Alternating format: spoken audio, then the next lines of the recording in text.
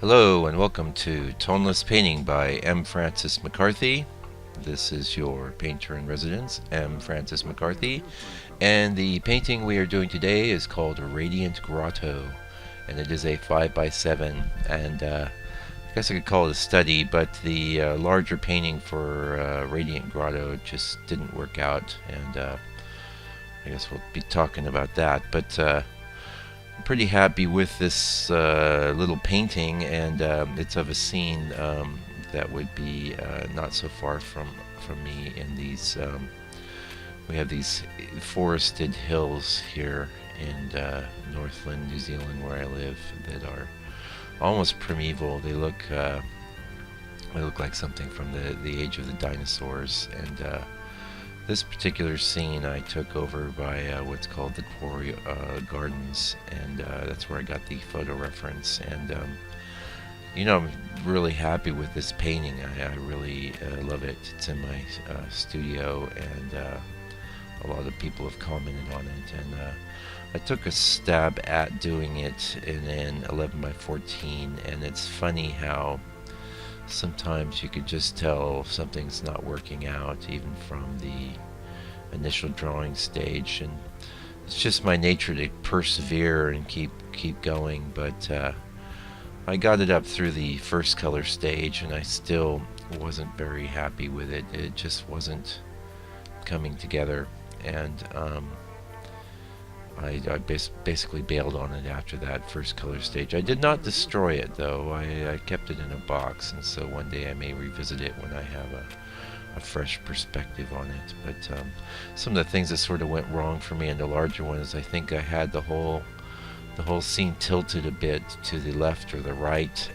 It wasn't that balanced, and there's large expanses of what are just basically negative areas that aren't really doing anything. Like if you look at the painting we're doing now, you can see on the bottom left there's just a big bunch of dirt there, and not that something needs to be in every part of every painting, but it just wasn't coming together. The stair, it's not even stairs, these are like planks that are pounded into the dirt to create steps. It's a really neat effect, and probably one of the main inspirations for the painting, other than the sort of light hitting the I'm calling it a grotto. I'm not sure if it's actually a grotto, but the light that hits the area in the back being the actual focal point. But it didn't work out.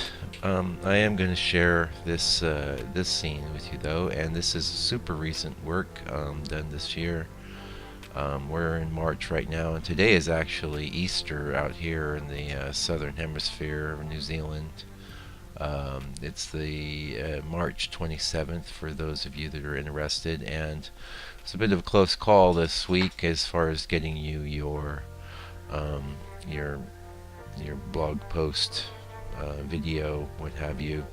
I just didn't get a chance to do it last night, and normally this is Sunday, this is my day off, but I'm taking some time for you folks to get you some content, and it's a pretty neat little painting, so hopefully you're digging it, and y'all keep coming back and digging on it some more. It's funny, this is like, well, since I've completed the 100 Days of Tonalism, which is, this what the genesis of this blog, there was no way that I was going to miss a day in my 100 days. It's just not the way I'm designed. But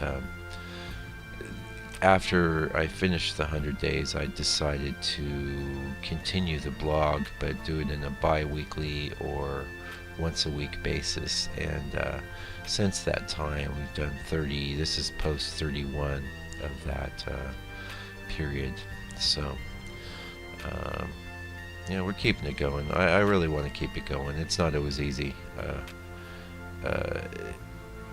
got other things going on and other things I like to do, but we're keeping it going. Anyway, you're wondering how things are going in the studio, no doubt. And I just completed my drawings for the latest pass of 10 scenes I'm doing, and I've got about 3 deep into the first color pass of those, and pardon me. What's good about doing the 10 is that things are moving along at a much better clip. I had worked up to doing 18 or so at a time, which is just too much drag on the time in between, especially in between those color stages. So this keeps it a bit fresher and keeps things moving, and also it means less work when I'm doing the preparatory things like photographing the work and things like that. Speaking of, I still need to fix my my lens. It's so frustrating. Some of these photos are just, they're okay, but you'll see there's areas in the photo that are not razor sharp, and that really bothers me. I'm going to hunker down today and find the box for my original 100mm Canon macro lens and send that down to them and have them get that adjusted. So and as far as the color stages going on the new color pass, a couple really good ones out of the gate. The one I did yesterday was a bit of a struggle. I do think I'm going to be able to turn it around and do a pretty good painting there.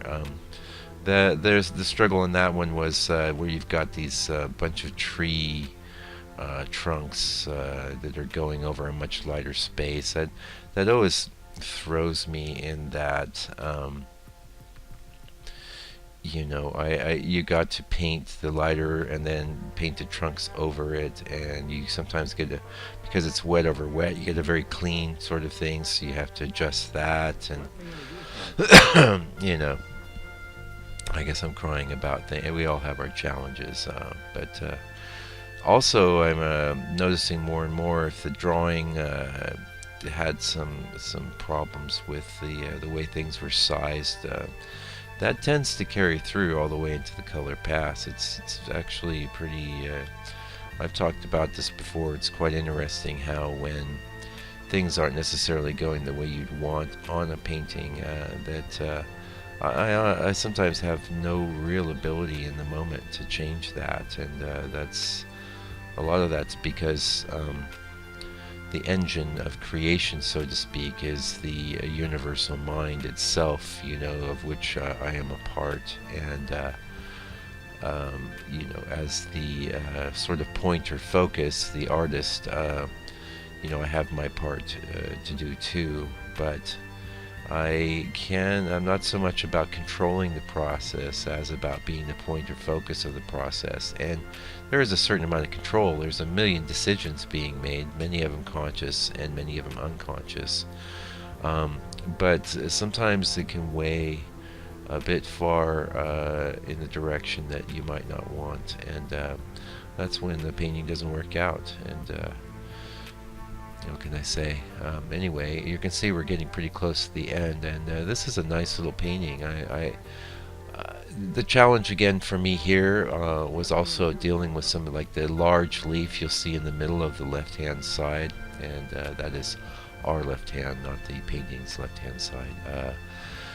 That when it was scaled up to 11 by 14 was just giant, and I really just didn't even know what to do with it. I was just, maybe one day I'll pull it out and I'll fix it up. But again, I'm pretty happy with this and happy to share it with you. And challenge is good. We'll keep taking a crack at this sort of scene down the road.